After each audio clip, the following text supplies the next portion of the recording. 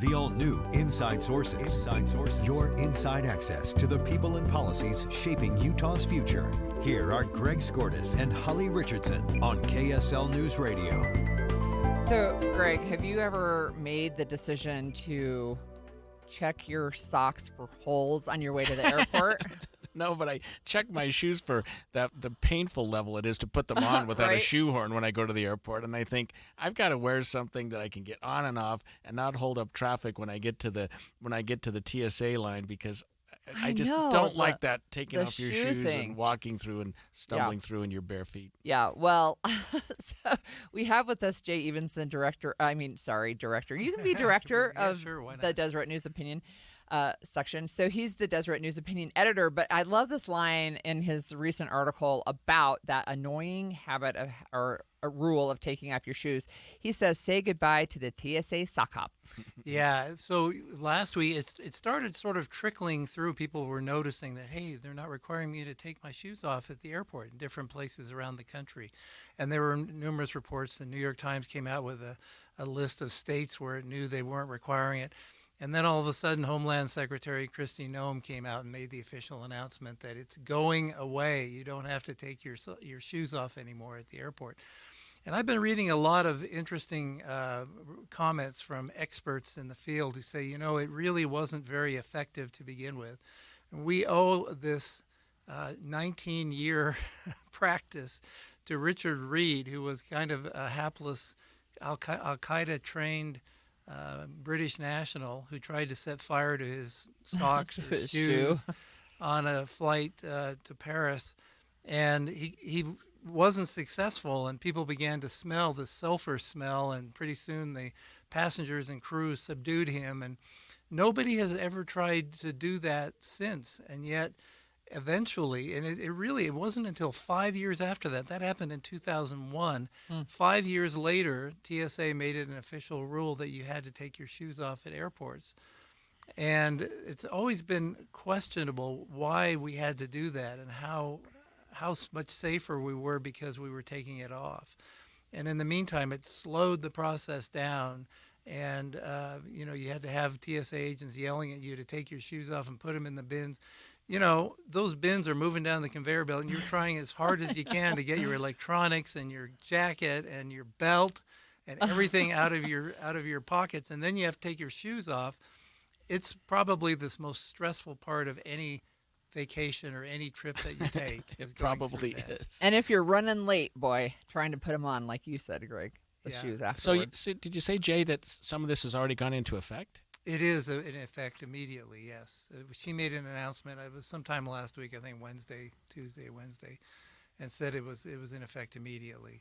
It seemed like kind of a silly thing anyway, and I'm not sure whether, and you've read from experts and some commentators, whether or not it actually did anything, whether we found things or whether the millions of people whose shoes we were able to have looked at ever produced anything. I would assume that what we learned is that people aren't sneaking things in that are problematic in their shoes.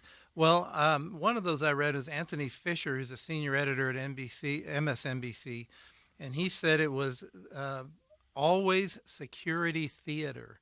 The performance illusion through mass inconvenience and generalized suspicion that we'll all be safer if we just do the security hokey pokey and turn ourselves around before we get on a plane. I like that.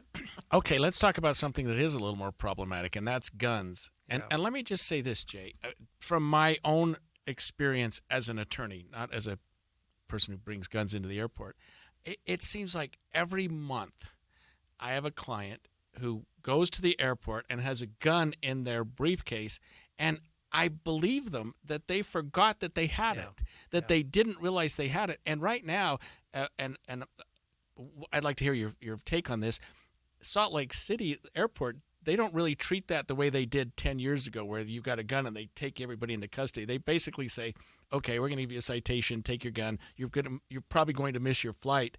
But it's incredible to me the number of people that are still going to the airport with a gun, saying, oops, I forgot I had a gun. Well, this is America, right? Right, yes, right. So yes, the TSA last year in 2024, they reported intercepting 6,000 678 firearms at security checkpoints, and 94% of those were loaded. Oh, wow. Yeah.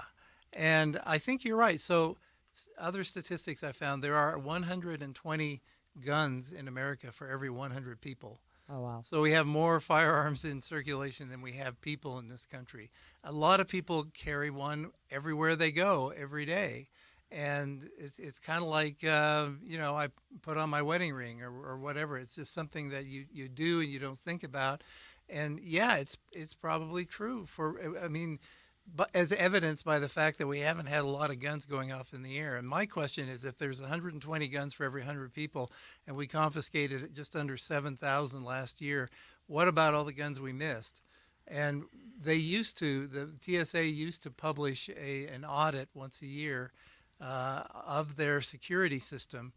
And the news was horrible. I mean, it was like, 70-80% of the things that undercover investigators tried to get through TSA, they were successful in getting through.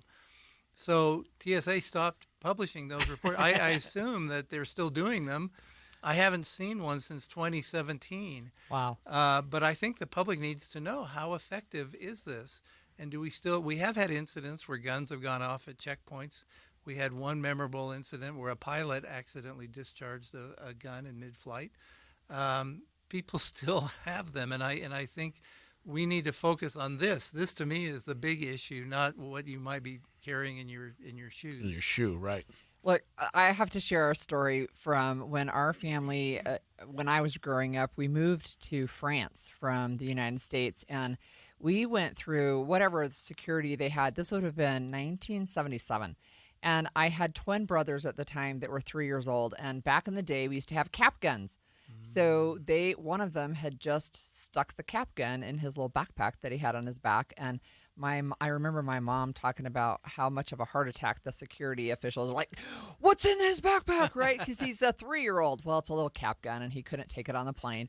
But one time I was traveling back home, and I had this little teeny, literally maybe 2-inch tall souvenir, and it had a little teeny pretend, not real, blade on a knife with the name of the country on it or something like that. Got it confiscated. It's this wouldn't even break the skin. What damage is this going to do, right? But I lost that.